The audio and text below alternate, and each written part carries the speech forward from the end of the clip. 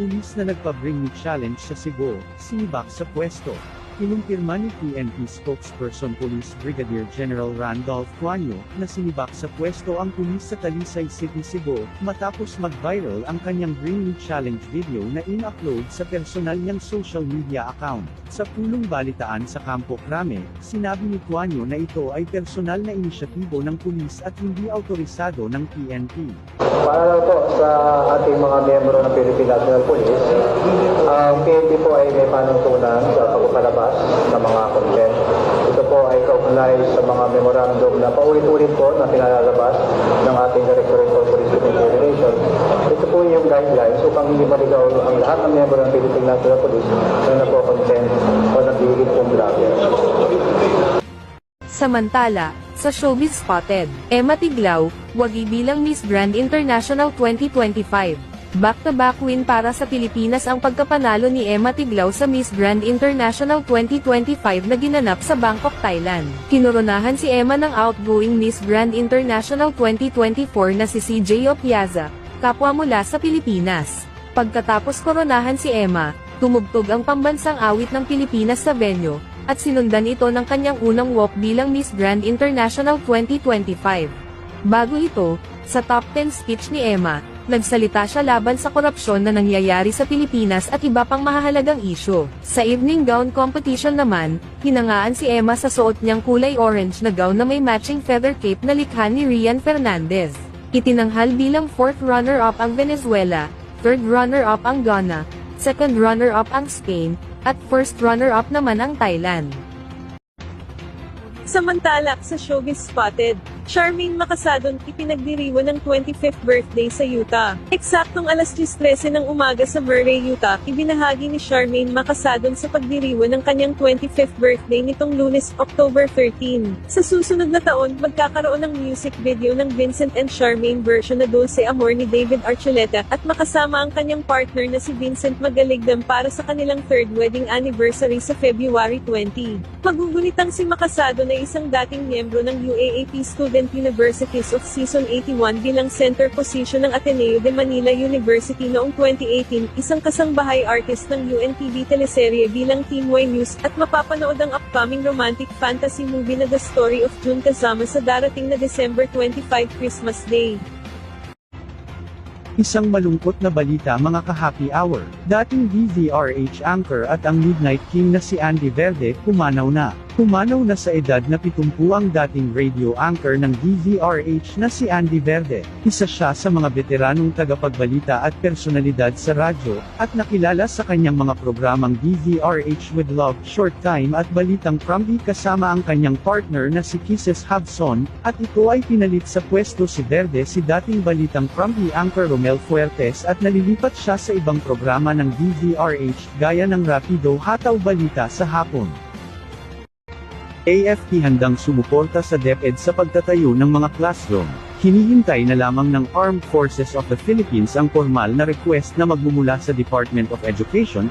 Ito'y kasunod ng pahayag ng DepEd na ibibigay na lamang nila sa AFP Corps of Engineers, local government units at private sector ang pondo para sa pagtatayo ng mga silid-aralan simula 2026. Magugunit ang ginawa ng DepEd ang pahayag makaraang madismaya ito sa ginawa ng nakalipas na administrasyon ng Department of Public Works and Highways na 22 lang mula sa 1,700 na silid-aralan ang nagawa para sa taong ito. Una nang iginiit ni Education Secretary Sonny Angara, na target nilang matapos ang pagpapatayo ng mga silid-aralan ngayong taon, alinsunod na rin sa direktiba ni Pangulong Ferdinand Bongbong Marcos Jr.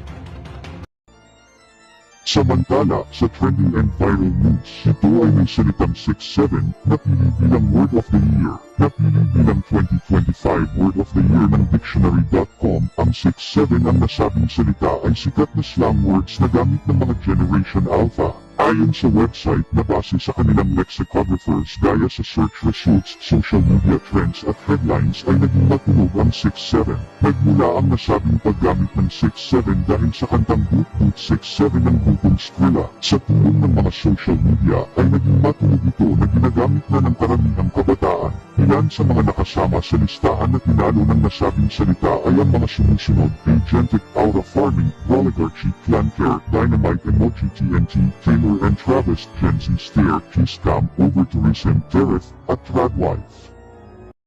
Samantala, Representative Kiko Barzaga, nahaharap sa kasong sedition at inciting to rebellion. Kinasuhan ng Philippine National Police Criminal Investigation and Detection Group si Cavite Representative Kiko Barzaga. Ayon kay CIDG Director Major General Robert Alexander Morico II, na ang kasong sedition at inciting to rebellion ay isinampa sa Quezon City Prosecutor's Office dahil sa pagsisimula ng gulo noong September 21 trillion peso march. Hindi na nagbigay pa ng ibang detalye si Morico dahil sa baka makasira sa investigasyon ng pisikalya. Sa social media post naman ni Barzaga, ay nagpost ito ng sipina na pinapadalo ito ng personal sa Quezon City Prosecutor's Office ng November 17 at 25 para sa preliminary investigation.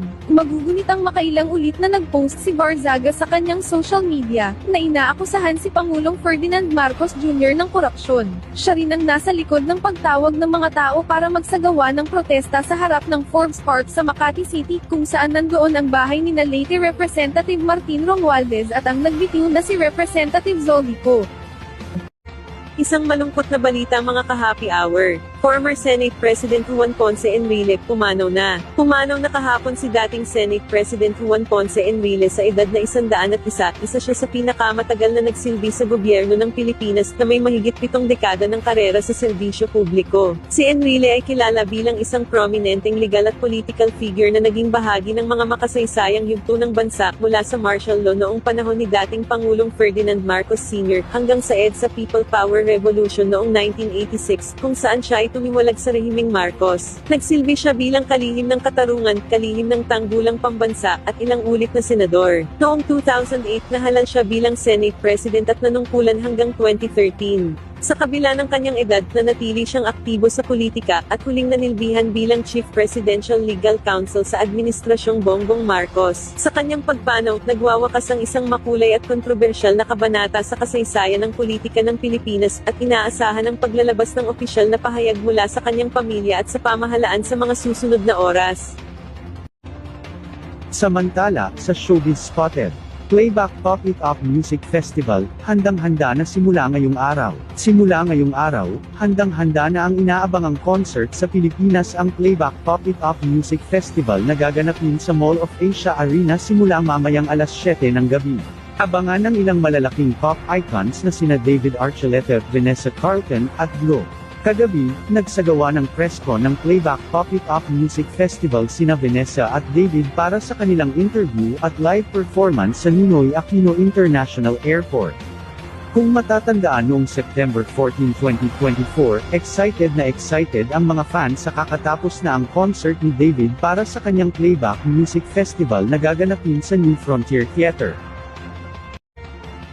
Sa trending and viral news, all-purpose queen ni Queen Yasmin, nag-trending sa social media. Nag-trending online ang isang bagong design element, kung saan makikita ang isang babaeng naka-flower crown at nagpa-post bilang iba't ibang letra ng alpabeto.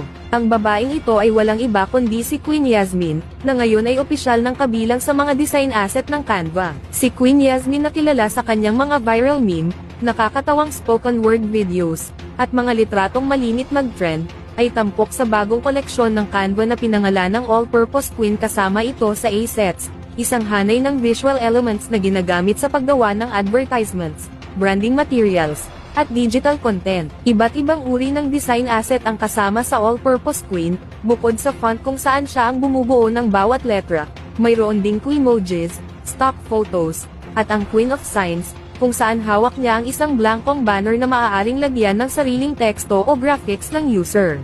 Makukuha ang mga design asset na ito ng Canva Pro subscribers. Para gamitin, kailangang gumawa muna ng design at pumunta sa Elements tab. Pag tinype ang All-Purpose Queen, lalabas ang kabuoang koleksyon na maaaring gamitin sa mga announcement, advertisements, o iba't ibang creative projects.